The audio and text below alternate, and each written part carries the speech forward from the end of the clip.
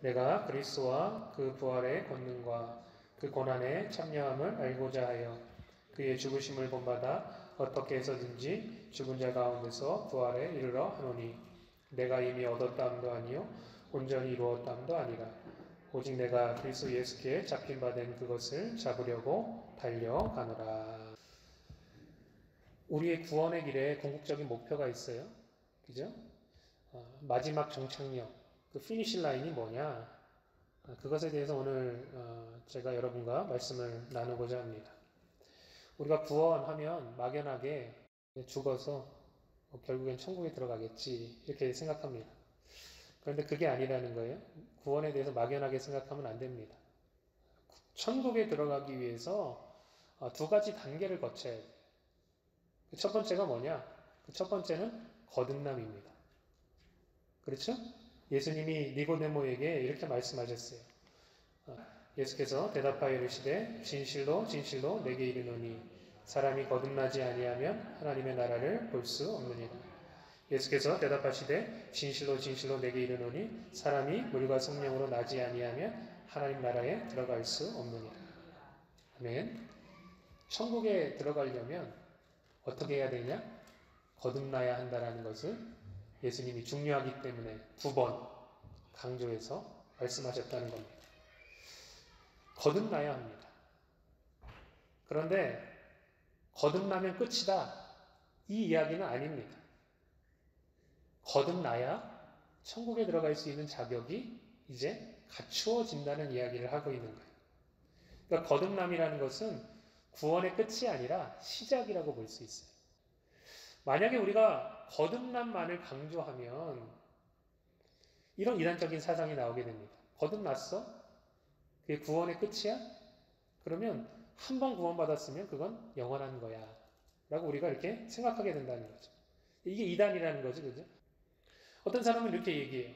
아니, 목사님 거듭났는데 이 거듭났다는 것은 하나님의 자녀로 다시 태어났다는 이야기 아닙니까? 또한 사도 바울은 계속해서 강조하기를 우리의 시민권은 어디 있다고 이야기해? 저 천국에 있다고 얘기합니다. 그런데 왜 거듭났음에도 불구하고 이 구원이 왜 취소될 수 있고 왜 영원하지 않은 걸까요? 도대체 뭐가 더 필요합니까? 이렇게 질문할 수 있다는 거예요. 그렇지 않아요? 우리가 성경을 읽어보면 때로는 헷갈리는 경우가 있다라는 거죠. 도대체 뭐가 더 필요한 것인가? 왜 거듭남이 구원의 끝이 아니라 시작점인가? 여러분 이렇게 생각하시면 돼요. 어떤 두 사람이 결혼하기로 약속을 했어요. 약속은 쌍방간에서 이루어지죠. 그죠? 한쪽의 신실함과 또 사랑만으로는 유지될 수 없습니다. 약속이라는 것은 쌍방간의 역할이 필요하다는 거예요. 우리가 누구와 결혼하기로 약속했어요? 우리가 누구와 결혼하기로 약속했어요? 예수님과 결혼하기로 약속했죠. 또 자기 남편 이름 생각하고 있으면 이거 굉장히 곤란해집니다. 그죠? 예수님과 결혼하기로 지금 약속했다는 거예요. 아직 결혼한 것은 아닙니다. 이제 후에 어린 양의 혼인 잔치가 있을 거예요. 지금은 결혼을 약속만 한 상태라는 거죠. 그죠? 우리는 어린 양의 혼인 잔치를 준비하는 신부로서 부르심을 받았어요. 그럼 제가 질문해 볼게요. 우리의 신랑은 신실하고 믿을 만한 분이십니까? 그렇죠? 아멘? 우리를 정말로 사랑하십니까? 그 사랑은 변치 않습니까? 아멘. 그렇죠? 그러니까 예수님 쪽에서는, 신랑 쪽에서는 약속을 깰 리가 없다는 거예요. 그분은 신실하시고 그분은 절대로 그 사랑하는 마음이 변하시는 분이 아니라는 거예요. 그런데 여러분, 우리 쪽에서는 어떨까요? 우리 쪽에서 약속을 깰 가능성이 있어요? 없어요? 사람은 연약합니다. 부족합니다. 또 굉장히 유혹에 민감하고 넘어지기가 쉬워요. 그게 사람이라는 거죠. 우리가 예수님과 결혼하겠다는 것은 이제 오직 그 한 분만을 사랑하기로 결단하는 것입니다. 결혼은 그런 거죠, 그죠? 내가 이 남자랑 결혼하기로 결단했는데 이 남자도 사랑하지만 다른 남자도 사랑하겠어. 그것은 결혼이 아니죠, 그죠? 우리가 결혼할 때 신랑 신부에게 이렇게 묻습니다. 이 사람을 신랑으로 맞이해서 눈이 오나 비가 오나 다 들어보셨죠, 그죠? 누가 눈이 오나 비가 오나 검은 머리 팥불이 될 때까지 평생 이 사람만을 사랑하고 섬기겠습니까? 근데 마음속에 그거는 아닌 것 같은데 이러면 결혼이 성사가 될 수가 없는 거예요. 만약에 결혼을 해도 깨지게 돼 있단 말이죠. 근데 만약에 우리가 예수님과 지금 결혼하기로 서약을 했어요. 이제 결혼할 거예요. 근데 어린 양의 혼인잔치에 가서 하나님께서 그렇게 물으신다면 너는 정말 너의 이 신랑을, 영적인 신랑을 영원히 마음을 다해서 변치 않고 이 예수만을 사랑할 수 있느냐? 라고 물었을 때 우리가 과연 헛되게 대답할 수 있을까요? 거짓으로 대답할 수 있을까요? 그럴 수 없다라는 거죠. 여러분, 롯의 아내가 어떻게 하다 망했죠? 뒤돌아보다가 망했잖아요. 그죠?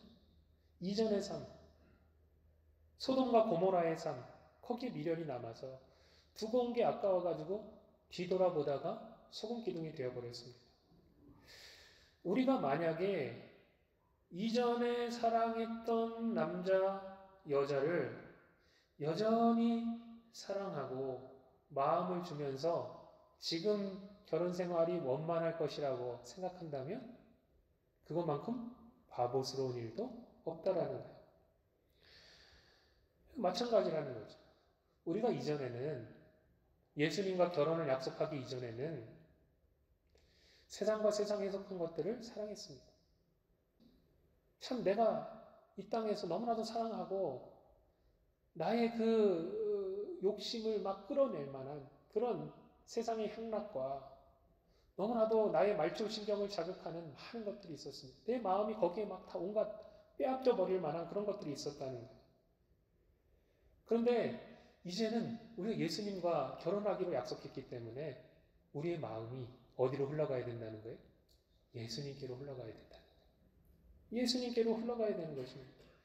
다른 데 세상과 세상에 속한 것들에 마음을 주고 여전히 사랑하면서 신랑 되신 예수님과 결혼할 수 없다는 거죠. 왜 한 번 구원은 영원한 구원이 아닌가? 여러분 여러 가지 이유가 있어요.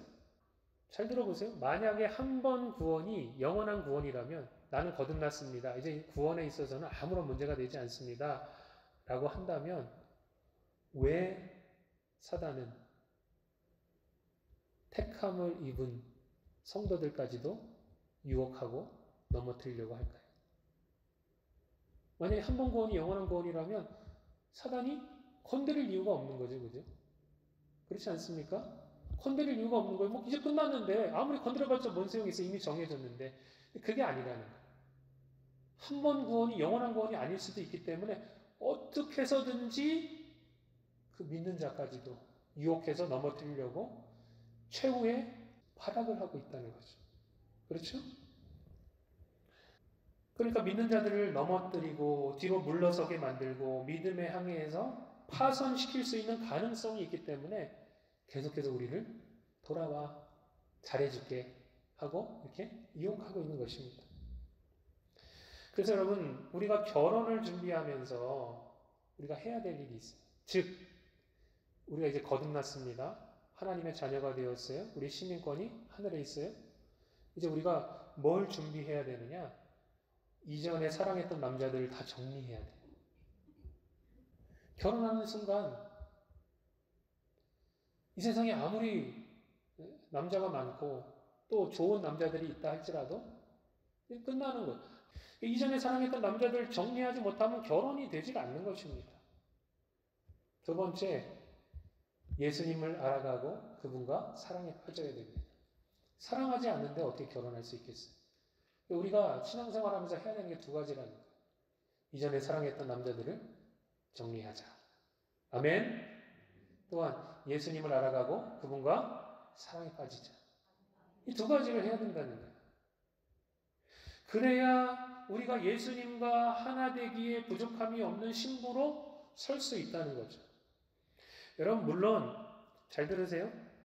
우리는 완벽하지 못합니다. 이제 예수님 앞에 서기 전에는 우리가 완벽해질 수 있을까요? 절대로 그렇지 않습니다. 여러분, 믿음의 주여 온전케 하시는 이는 예수님밖에 없습니다. 다시 이야기해서요.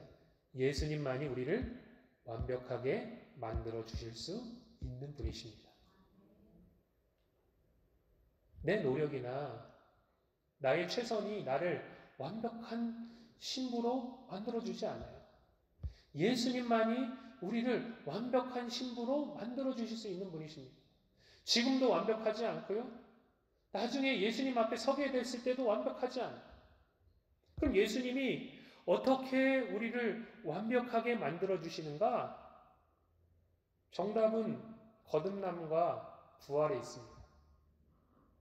아까 전에 천국에 들어가기 위해서 조건이 필요하다고 그랬죠? 첫 번째가 거듭남입니다.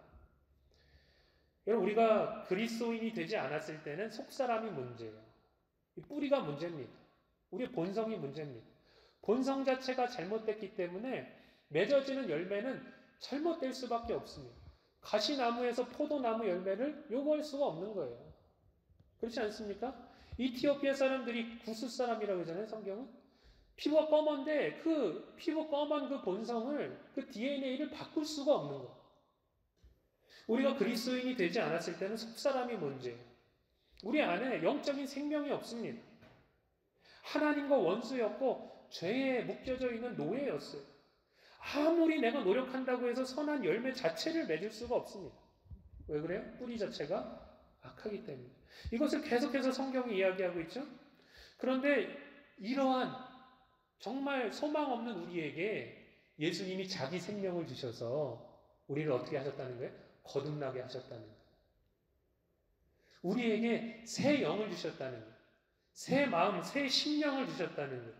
이게 여러분 구약에서 신약을 향하여 예언하고 있는 가장 중요한 메시지 아닙니까? 내가 너희에게 새 영을, 새 마음을 너희에게 주리라. 이게 에스겔서에서 약속해 놓은 굉장히 중요한 구약의 메시지 아닙니까? 그러니까 우리에게 하나님께서 새 영, 새 심령을 주셨다는 거예요. 예수 생명이 우리 안에 들어와서 우리의 속사람을 새로운 피조물로 빚어주셨다는 거예요. 이걸 어떤 말로 표현할 수 있겠습니까? 은혜 중에 은혜요. 축복 중에 축복이죠. 다른 말로 표현할 수 없는 놀라운 은혜와 축복입니다. 이제 우리가 그리스도인이 되었어요. 새로운 피조물이 되었습니다. 우리는 거듭났습니다. 그 다음에 뭐가 문제냐? 이제 겉사람이 문제라는 거예요. 우리의 몸이 문제라는 거예요. 속사람은 하나님의 법을 즐거워해요. 근데 뭐예요? 겉사람은 여전히 세상과 세상에 속한 것들을 사랑하려고 한다는 거예요. 우리가 이제는 우리의 마음을 담아가지고 신랑 되실 예수님을 향해서 우리의 마음이 온통 흘러가야 되고 그분을 사랑해야 되는데 우리의 겉사람은 계속해서 옛날 내가 사귀었던 남자 거기에 미련을 두게 만든다는 거죠. 육신의 정욕, 안목의 정욕, 이생의 자랑으로 말미암아 그리스도에게서 우리의 마음이 멀어지게 만든다는 거죠.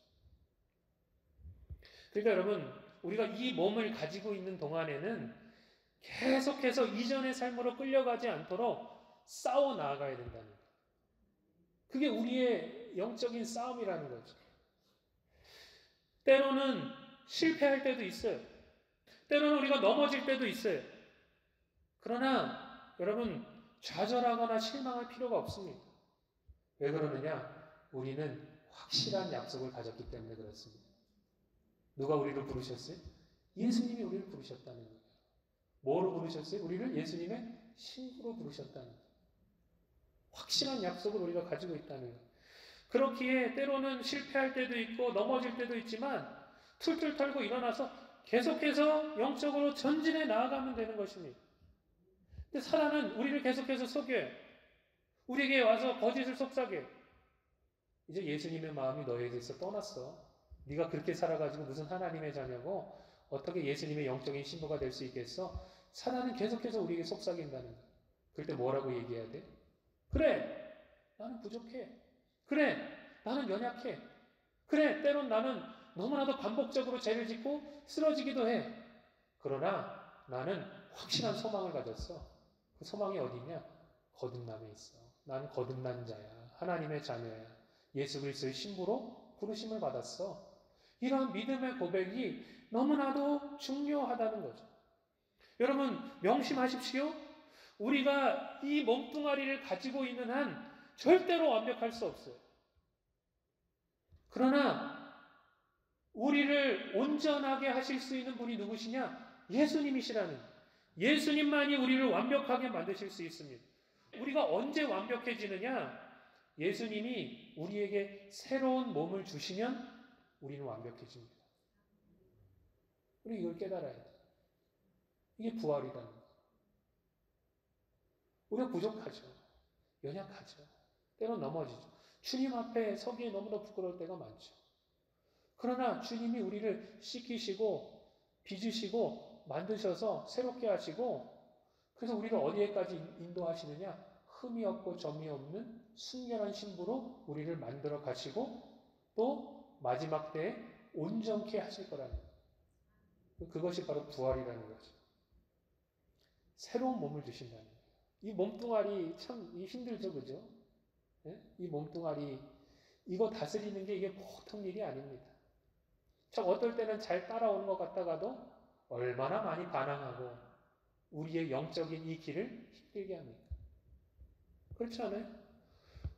내가 예수 믿고 변화됐다고 생각하는데 시간이 지나서 보면 내 안에서 이렇게 흘러나오는 그런 쓰디 쓴 그런 내 육체의 뿌리들, 내 욕망들, 내 의, 내 분,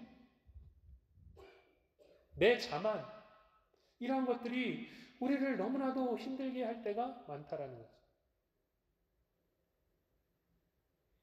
우리가 언제 완벽해지느냐? 예수님이 우리에게 새로운 몸을 주시면 우리는 완벽하게 예수님 앞에 설 수 있게 된다는 것이죠. 그때까지 우리가 뭐 해야 되냐? 신랑 되신 예수님을 알아가고 그분을 사랑하고 의지하고 그분을 붙잡으면 된다라는 거예요. 사도 바울은 오늘 본문 말씀에서 이렇게 이야기하고 있습니다. 여러분 본문 말씀을 한번 보세요. 10절에 보면 내가 그리스도와 그 부활의 권능과 그 고난에 참여함을 알고자 하여 그의 죽으심을 본받아 어떻게 해서든지 죽은 자 가운데서 부활에 이르려 하노니 내가 이미 얻었다 함도 아니요 온전히 이루었다 함도 아니라 오직 내가 그리스도 예수께 잡힌 바 된 그것을 잡으려고 달려가노라. 사도 바울이 뭐 하길 원했냐? 지금 거듭나서 이제 우리의 구원의 종착역인 부활에 이르기 이 중간 상황에서 사도 바울이 하고자 했던 것, 뭘 추구하며 무엇을 붙잡으며 어디로 나아가길 원했느냐? 예수를 더 깊이 알길 원했다는 거죠. 내가 예수를 알길 원합니다. 그분이 어떠한 분이신지, 그분이 얼마나 놀라우신지, 그분의 권능이 얼마나 크신지 사도 바울이 알길 원했다는 거예요. 그런 그분이, 그런 놀라우신 분이 어떤 고난과 죽음을 당하셨는지 알기를 원했다는 거죠. 다른 사람 때문이 아니라 나 때문에 그렇게 위대하고 놀라우신 분이 왜 고난을 당하시고 십자가에 죽으셨는지 그것을 사도 바울이 알길 원했다는 거예요. 그분을 알게 되면 사랑에 빠지지 않고는 견딜 수 없기 때문에 사도 바울이 그분을 알길 원했다는 거예요. 창조주이신 그분이 사람들의 종이 되셨습니다. 그분의 능력이 얼마나 크신 분이신데 그분은 창조주세요. 그분은 우리를 지으신 분입니다. 그분이 없이는 우리가 존재할 수 없어요. 그런 그분이 사람의 종이 되시고 죽음을 맛보셨다는 거예요. 왜 그러셨느냐? 우리를 붙잡아 주시기 위해서, 여러분 한 사람 한 사람을 붙잡아 주시기 위해서 그렇게 하셨다는 거죠. 여러분 이것을 깊이 깨달아 안 사람들이 그분이 우리를 찾아와 주시고 우리를 붙잡아 주셨으니까 이걸 깊이 깨달아 안 사람들이 어떻게 하겠어요? 그분께로 가는 거죠. 그분이 나를 붙잡아 주신 것만큼 나도 그분을 붙잡기 위해서 그렇게 길을 쓰고 여러분 이게 믿음의 경주를 해나가는 것입니다. 사도 바울이 예수와 하나 되기 위해서 다름질하는 신앙의 경주를 했다는 거예요. 우리의 믿음이 올바르다면, 올바른 길로 걸어가고 있다면 사도 바울이 걸어갔던 이 길을 본받아서 우리도 그대로 해야 된다. 아멘. 어떤 유명한 목사님이 이런 이야기를 하셨어요. 근데 제가 이 한 구절을 딱 들으면서 그래 맞다. 정확하게 성경을 잘 이해하고 해석하고 있구나 이런 생각이 들었습니다.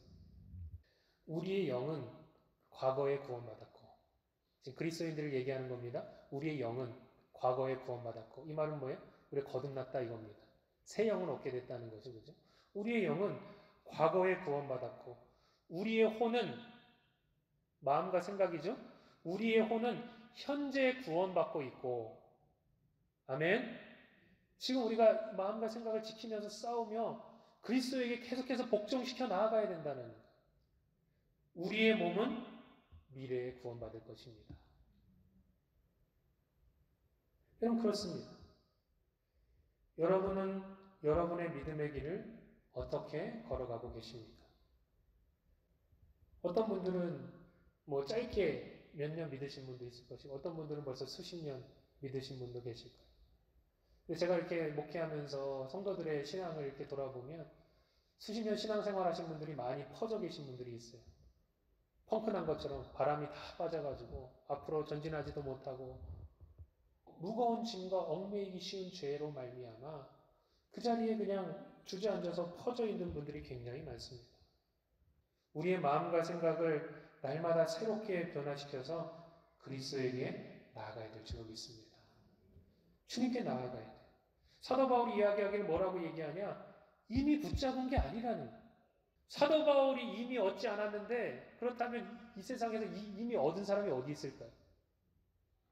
그렇지 않아요?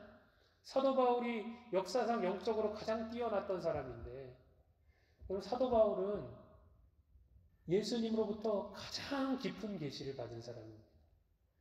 사도 바울은 여러분 천국에 저 삼층천에 올라갔다 온 사람입니다. 심지어 여러분 사도 바울은 생명책에 이름이 어떻게 기록됐는지도 알았던 사람입니다. 얼마나 대단한 사람입니까? 근데 그가 뭐라고 얘기해요? 이미 붙잡은 것도 아니다. 이미 내가 얻었다 함도 아니다. 내가 이미 이루지 않았다는 거예요. 그리스도께서 나에게 찾아와 주셔서 나를 붙잡아 주셨으니 이제 내가 그분을 온전히 붙잡을 차례라고 계속해서 그분을 잡기 위해서 영적으로 전진해 나아갔다는 거죠. 우리도 마찬가지입니다.